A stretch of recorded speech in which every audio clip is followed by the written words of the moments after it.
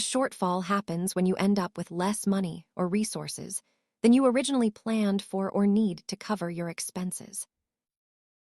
At its simplest, it is a gap between what you have and what you actually require. When your income falls short of your bills, or your savings fall short of a goal, that missing amount is the shortfall. Shortfalls often stem from unexpected life events or simply miscalculating how much a future goal will cost to reach.